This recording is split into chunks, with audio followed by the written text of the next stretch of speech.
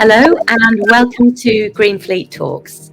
I'm Jill Noel, founder of Hosted by Jill and Global Women in EV Day, and a co-founding director of Electric Vehicle Association England. Today's episode is supported by the AA, and I'm so pleased to be joined by Kirsty Pendleton, who is Head of Product and Marketing at the AA. We'll be exploring leadership, inclusion, and the future of fleet electrification.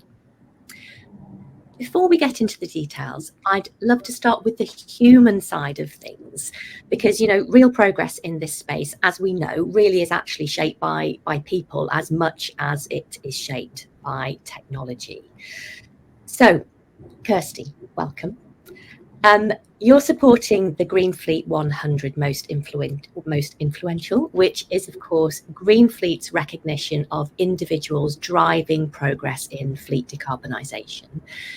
How important is it, do you think, to acknowledge and celebrate individual leadership and achievement within this industry? Hi, Jill. It's really good to be here. It is really crucial. I think it's such a fundamental shift in our industry. I know Edmund, our president, he often quotes that we've seen more change and progress in the last 5 years than we have in the last 50 years. And it's such a pivotal moment, and the kinds of things that we're looking at are setting the tone and the foundation for our future mobility. However that might look, and we probably don't know some of the influences that are going to be really important to our industry. So we therefore need the best people to be leading now. We have amazing people in this industry, and initiatives like this from GreenFleet just really help to promote how good people are and how vibrant and exciting this industry is. I saw some research actually that it came out last week from the IMI, so it was in conjunction with National Apprenticeship Week, and looking at automotive apprenticeships, and really interesting that whilst 90% of parents of 14 to 17-year-olds are really keen on apprenticeships generally, only about 40% would encourage their children to look at automotive apprenticeships. I think, within our industry generally, it's not necessarily, I think, some of the issues that the research pointed out were around not understanding the culture, not understanding the sustainability of the industry. So the more we can do, the more we can support initiatives like this to showcase what's happening and the quality of the people leading them, then hopefully that starts to filter down, and we start to inspire the next generation, because we're not all going to be around forever, right? And we just need to get our enthusiasm and the great things people are doing in the top 100 now, make sure that those batons are picked up going forward. Yeah, totally agree. And my son is at the stage of possibly looking at apprenticeships. So I just think they're so fantastic. What a great option for students these days when they're thinking about what on earth to do with their lives.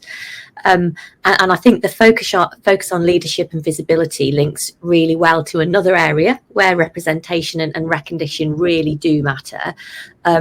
This month sees the launch of Global Women in EV Day, that is a campaign that's focused on building a fairer and more inclusive EV industry. We do have a once-in-a-generation opportunity now to make sure that the industry is more equitable. So why is it important that women in the automotive and mobility space are visible and celebrated? And, if we don't, what are the risks? Yeah, exactly. As you point out, it's just so crucial. Everybody needs to be represented, right, from every walk of life.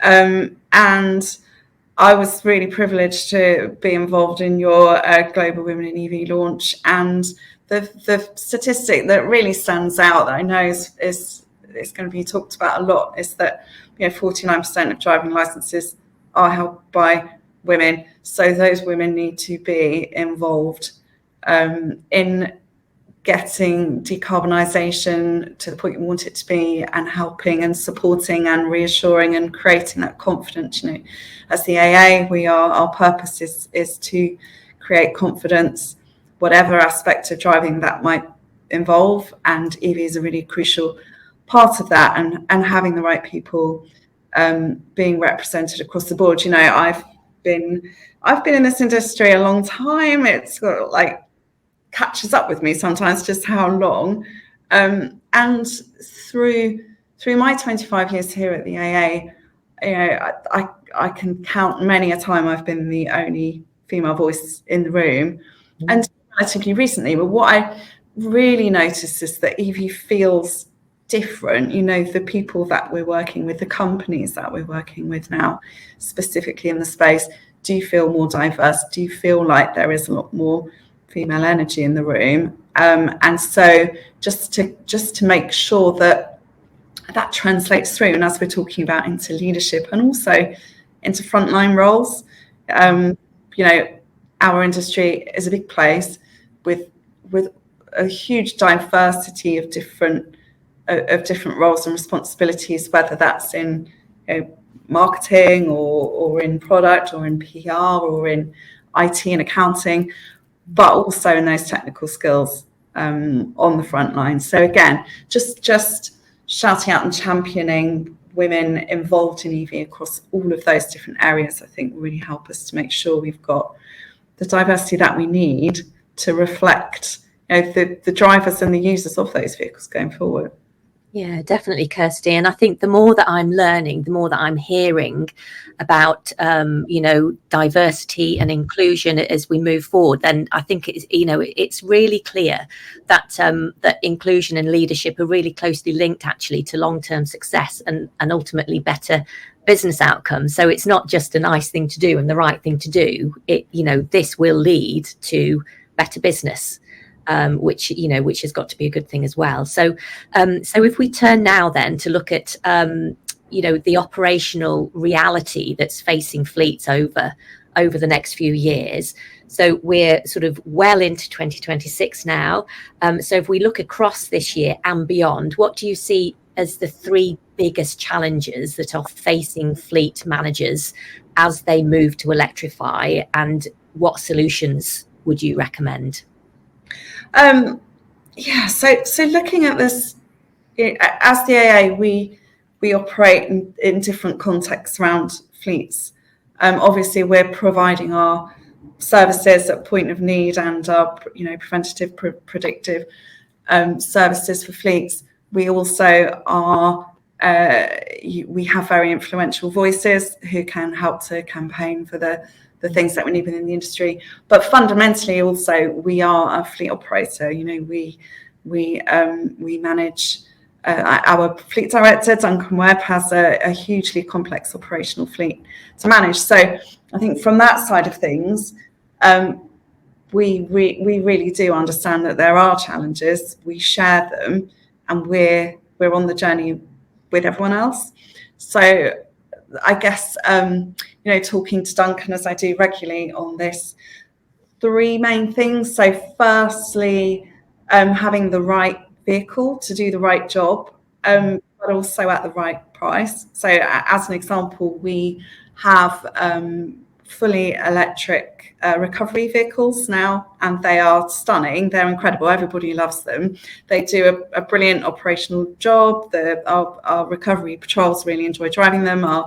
You know, people who are broken down, you never like being broken down, right? But particularly if your car can't be fixed, but they really enjoy the experience of the electric recovery vehicle, but they're really expensive, right? So ideally, we'd love to have a whole fleet of electric HGVs, but just not financially viable. And then having the right vehicles for the right jobs. So for us, we need to be able to tow and have capacity within our vans for lots and lots of equipment, some of which is really heavy, and to be able to tow vehicles on the back of them as well. So seeing much better vehicle availability now, but that is going to be a big challenge. And the more complex your fleet, the more those challenges are really important. Second thing, I guess, from an infrastructure point of view, we know that our charging infrastructure, public charging, is improving all the time. And the curve that we see, we're obviously working with a number of CPOs providing customer service, and you look at their projections for the number of posts going into the ground, the curve is steep, but there are still charging deserts, and particularly for commercial vehicles. So ensuring that our vans can get access, and HGV is obviously even more difficult to try to make sure that they've got places to charge. And then the last thing, which actually I guess from that market confidence point of view, and coming back to creating confidence, having certainty in things like taxation regimes. There are new proposals coming forward. We're not really quite sure how they'll be delivered, and I know our friends at BVRLA focusing quite a lot on that. If we're taxing based on mileage, how's that going to work in a fleet context? And then residual values, that market confidence, market certainty, and understanding and having that reassurance around things like battery longevity. We've got a very long-standing understanding of ICE vehicles and how they retain their value and how they perform over long periods of time, but not yet, I don't think, the full confidence in the EV space. So yeah, those are probably the main things we'd call out. Thanks, Kirsty. I think clearly there's a lot of responsibility sitting with the fleet operators right now, and it's clear as well, I think, that they can't deliver the transition alone, which I think brings us neatly to the role of government and policy. What government policies or interventions would you most like to see introduced in 2026 to help accelerate fleet electrification? What's needed? So, yeah, probably links back into those transition challenges, and there are things that government can do. And actually, in the years since, again, BVRLA announced their van plan initiatives and sort of that lobbying within government, there have already been some signs from government that there will be positive changes to help, particularly with those commercial vehicles. So continuing, I guess, to put the pressure on to support in that commercial environment. It's not all about the cars.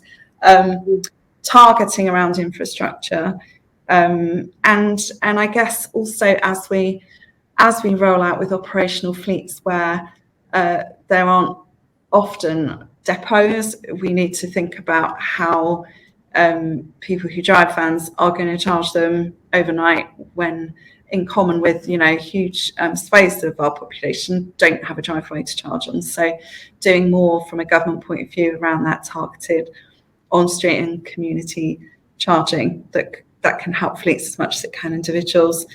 Getting to that policy certainty, setting dates, sticking to them, setting objectives, sticking to them, listening to the industry and continuing to work with us. So those, I think, are probably the key things. I know I mentioned Edmund King, our president, very closely aligned and has lots of ongoing conversations with those who make those decisions, and in other areas as well, like the government road safety strategy that was announced recently. We at the AA will be getting involved in aspects of that and pushing to be involved in safety for work. All of those things really important, and good to see there does seem to be focus, but it's got to stay sustained and continue that dialogue with people at the sharp end. Yeah, absolutely. Thanks, Kirsty. And I think what you say there about certainty. So, the flip-flopping is never helpful when it comes to policy. No. And it fills investors with uncertainty, and that never helps anybody. So hopefully we're turning a corner now, which I think is needed. But sort of ending on hopefully a positive note, what gives you the most optimism about the next phase of fleet electrification? Well, I guess looping back to our first conversation around people, the people within this industry are extraordinary. There is so much energy and optimism grounded in practical reality, but there are just people with a huge can-do attitude who are passionate. That's really important if we're going to make this work, having that passion and that will also to listen as well as to guide. My boss, James Starling, is always keen on saying, right, we've got two ears and one mouth for a reason. And people who are listening to challenges, understanding that whilst there are unfair myths, I guess, around how feasible it is for us to be fully electric in our operational fleets.